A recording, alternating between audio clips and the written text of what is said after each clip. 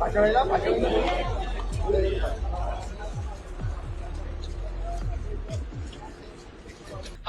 નવું જન્મેલું બાળક એમને આવી કોઈ સજા થાય અને જેલમાં એમનો ઉછેર થાય એવો ક્યારેય વ્યાજબી ના ગણાય. તો સરકાર અને કોર્ટને વિચારવું જોઈએ કે રાજકીય હવનમાં નિર્દોષોનો ભોગ ના લેવાય. આ દ્રશ્યો આપણે છેલ્લા કેટલાય દિવસથી સમાચારોમાં જોઈ રહ્યા છીએ. એક મહિલા જેની ખૂબ ચર્ચા થઈ રહી છે, ચૈતર વસાવાના આખા કેસમાં એ 15-17 દિવસના બાળકની ચર્ચા થઈ રહી છે જે આ મહિલા સાથે છે.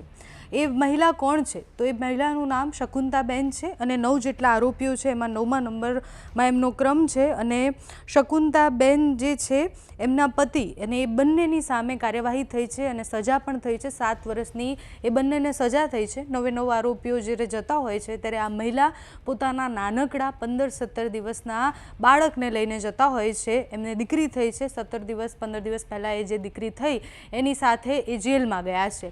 પ્રશ્ન અહીંયા ખૂબ બધા થયા. એ મહિલા જેને હમણાં જ બાળક થયું છે એને જેલ થાય તો એને શું કરવાનું? એ કોણ છે? એ બાળક કોણ છે 15 દિવસનું? એ મોટો પ્રશ્ન થયો હતો. તો અમે એમના મામા સાથે એટલે કે આ જે શકુંતાબેન છે એમના ભાઈ સાથે વાતચીત કરવાનો પ્રયત્ન કર્યો છે. સાથે જે સમજવું પણ ખૂબ જરૂરી હતું કે શું 15 દિવસના બાળકને જેલ થઈ શકે અને જો એ માતાને જેલ થાય છે તો એ કેવી રીતના લડી શકે એ પણ પ્રશ્ન હતો. તો મેહુલ બોગરા એડવોકેટ છે, એમની સાથે પણ કાયદાકીય રીતના આમાં શું થાય અને આવું કેમ થયું છે એ વિષય પર વાત કરી છે. આ આખા કેસમાં મુખ્ય વાત એ પણ છે કે ચૈતર વસાવા સામે ફરિયાદ થઈ, ચૈતર વસાવા સામેનો કેસ, એમની સાથે ઘરમાં જેટલા પણ લોકો હતા એ બધા જ લોકોને જે સજા થઈ છે એ 9 આરોપીને એક ત્રાજવે તોલી અને સમાન સજા કેવી રીતના થઈ શકે? જો મુખ્ય આરોપી ચૈતર વસાવા છે, જો ચૈતર વસાવાએ ફાયરિંગ કર્યું છે કે ગન બતાવી છે, તો આ બધા જ લોકો શકુંતાબેનનો એમાં શું હાથ અને શકુંતાબેનને પણ કેમ 7 વર્ષની સજા થઈ અને બીજા બધાને આટલી સજા કેમ થઈ એ પણ પ્રશ્ન હતો. તો મેહુલ બોગરા સાથે વાતચીત કરી છે તો એનો પણ જવાબ મળ્યો છે. તો પહેલાં એ જે બાળક છે એ બાળક કોણ છે એની માહિતી તમે સાંભળો, એના પછી મેહુલ બોગરાએ જે કહ્યું છે તે સાંભળો. મેહુલ બોગરા આપણી સાથે જોડાયેલા છે. અને મેહુલભાઈ, પહેલો સવાલ એ છે કે 15-17 દિવસના બાળકને જેલ થઈ શકે? બાળકને ક્યારેય જેલ ના થાય. જે મહિલા દોષિત થયા છે એમને જેલ થાય. પણ જનરલ એક પરસેપ્શન છે કે 6 વર્ષ સુધીનું બાળક હોય તો એ માતા સાથે સારી રીતે મોટું થઈ શકે, કારણ કે શરૂઆતમાં એમને પૌષ્ટિક આહાર, માતાના દૂધ, સ્તનપાન, રસીકરણ વગેરેની આવશ્યકતા હોય. તો એવા સંજોગોમાં જેલ ઓથોરિટી 6 વર્ષ સુધીના બાળકને માતા સાથે રહેવાની પરવાનગી આપે અને જેલની અંદર જ એમના પૌષ્ટિક આહાર, દૂધ, કપડા, રસીકરણ આ બધી સુવિધાઓની ધ્યાન રાખવામાં આવે. તો ચૈતર વસાવાના કેસમાં જ્યારે આપણે જોઈએ ત્યારે એક મહિલા જે છે બાળક સાથે જાય છે, પોલીસ એમને આમ જે રીતના વર્તન કરે છે એ બહુ અસહજ લાગે છે જ્યારે આપણે વિડીયો જોઈએ ત્યારે. તો એમના માટે મતલબ કોઈ સુવિધા હોય કે એમને કેવી રીતના રાખવામાં આવે જો એમને સજા થઈ છે તો? બેન, હું અંગત રીતે પોલિટિકલ વ્યક્તિ હું છું નહીં. મારું અંગત રીતે એવું માનવું છે કે તમે રાજકીય યજ્ઞ કરો એમાં વિપક્ષની આહુતિ ભલે આપો, પરંતુ નિર્દોષ નાના કુમળી વયના બાળકો, મહિલાઓ, આ બધાને એમની સાથે આટલું બધું હાર્શ ના થવું જોઈએ. સરકારને પણ સમજવું જોઈએ અને ન્યાય પ્રણાલીને પણ સમજવું જોઈએ.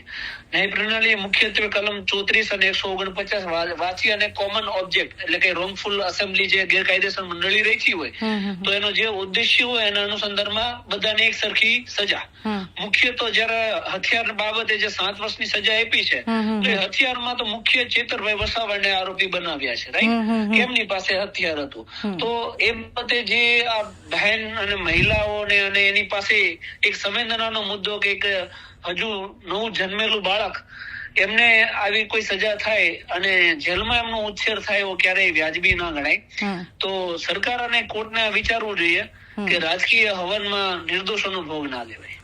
મેહુલભાઈ, મહિલા જો હમણાં જ મતલબ થોડા સમય પહેલાં જ એમને બાળક થયું છે તો એમના માટે પણ કોઈ સુવિધા કે કશું હોય કે એ અલગ રીતના લડી શકે કે એમની સજામાં કોઈ ઘટાડો કે સુવિધા કંઈ મળે? હું અંગત રીતે એવું માનું છું કે જો એ મહિલા જોઈન્ટ નહીં સેપરેટ અપીલ ફાઇલ કરશે તો ચોક્કસપણે રાહત મળશે એમને. અને આ કેસમાં જે જજમેન્ટ જોઈએ તો જજમેન્ટમાં આપણે જોઈએ તો બધાને સેમ સજા, તમે જેમ કીધું કે બધાને સેમ સજા ન હોઈ શકે. તો આ કેસમાં તો એવું શું થયું કે એક સાથે આટલા બધા લોકોને સરખી જ સજા થઈ છે 7 વર્ષની? તકલીફ અહીંયા દેશની અંદર એ જ છે બેન કે ન્યાય વ્યવસ્થાઓ પણ અત્યારે જો આપણે જોઈએ તો થોડી ઘણી પોલિટિકલી પ્રેશર રાઇઝ ચાલતી હોય એવું આપણને આવા જજમેન્ટ વાંચીને તો 100% લાગે. કારણ કે જ્યારે તમને કોઈ એક વ્યક્તિ અથવા પક્ષ સાથે વાંધો હોય તો એ વ્યક્તિગત તમે સજા કરો એનો આપણને કઈ વાંધો નથી. પોલિટિક્સમાં આ બધું ચાલે છે, જૂની હિસ્ટ્રી છે. ધારાસભ્ય પદ લોકોને સજા લીધે જાય છે. જ્યારે પાવરમાં હોય ત્યારે વિપક્ષને પાડવાનું કામ કરતી હોય, એમાં કઈ વાંધો ના હોય. પરંતુ સાથે સાથે જે નિર્દોષ લોકો હોય એ પણ આમાં ભોગ બને. કારણ કે કેસનો મુખ્ય મુદ્દો તો એ છે કે ગૌચર અને જંગલની જમીન ઉપર દબાણ કરેલું ને એ હટાવવા ગયા અને વિરોધ થયો. એમાં ચેતરભાઈ હથિયાર લાવ્યા. તો ચેતરભાઈ જો હથિયાર લાવ્યો હોય તો એમની પૂરતી સજા એ કાફી છે, પણ એ કોમન ઓબ્જેક્ટમાં ગણી અને મહિલાઓને પણ સજા કરવામાં આવે ક્યારે વ્યાજબી ના ગણાય. આમાં શું હોય, કાયદા કેવી રીતના લડી શકે મહિલા જેને 15 દિવસનું બાળક છે માત્ર? જો એ બહેન સેપરેટ અપીલ ફાઇલ કરશે, બધા આરોપીઓ સાથે નહીં, પરંતુ 9 આરોપીઓ છે એમાંથી અલગ થઈ અને પોતાની ઇન્ડિવિજ્યુઅલ આ ગ્રાઉન્ડ ઉપર અપીલ કરશે કે ભાઈ મારે નવજાત હજુ બાળક છે અને માતૃત્વની અને આ બધી મેડિકલ સારવારોની જરૂર છે, તો એમની સજા ઉપર ચોક્કસથી સ્ટે આવી શકે. કારણ કે એમનું તો હું એવું માનું છું કે કોમન ઓબ્જેક્ટ ના જ હોય કે ગન લઈ જાવી, બતાવી, હવામાં ફાયરિંગ કરવું, મારી નાખવાની ધમકી આપી. આ બહેનનો એવો કોઈ ઓબ્જેક્ટિવ ના હોય તો એમને પૂરતો તો સ્ટે આ સજામાં ચોક્કસથી મળી જશે. Okay, thank you so much મેહુલભાઈ. શકુંતલાબેનના ભાઈ આપણી સાથે જોડાયેલા છે. સુનિલભાઈ, પહેલો સવાલ એ છે કે શકુંતલાબેનને બાળક ક્યારે થયું અને જ્યારે એમને જેલમાં લઈ જવામાં આવી રહ્યા હતા ત્યારે એમનું બાળક પણ એમની સાથે ગયું હતું. તમારી કોઈ વાતચીત થઈ છે કે કેમ એમની સાથે? અને એ કેસમાં એ કેવી રીતના ચૈતર વસાવાના ઘરમાં હતા કે એમના ઉપર જે આરોપ લાગ્યા છે એ ક્યાં હતા ત્યારે શું થયું હતું? ઘરે નતા ગયેલા, કર્મી જોડે મીટિંગ રાખેલી એટલે સહમતિ માટે બેઠવામાં હતા. ત્યારે ભાઈને સાહેબને કીધું હતું બહેનોએ કે અમારા ખેતરે આવું થયું છે, તો સાહેબે કીધું સારું કઈક રસ્તો કાઢીએ એવો. તો પછી બીજા દિવસે વનકર્મી જોડે બેઠા હતા એ સહમતિ માટે. પછી એમનો બી નામ આવી ગયેલો. શકુંતલાબેનને બાળક ક્યારે થયું? કેટલા સમય? 4 તારીખે 6ઠા મહિનામાં 4 તારીખે બાળક થયું. એટલે જ્યારે એ જેલમાં ગયા ત્યારે એ 15 થી 17 દિવસનું બાળક હતું. એમના પતિનું નામ પણ આમાં કેસમાં છે? અચ્છા, એ એમની સાથે જ હતા, શકુંતલાબેન સાથે? સાથે જ હતા.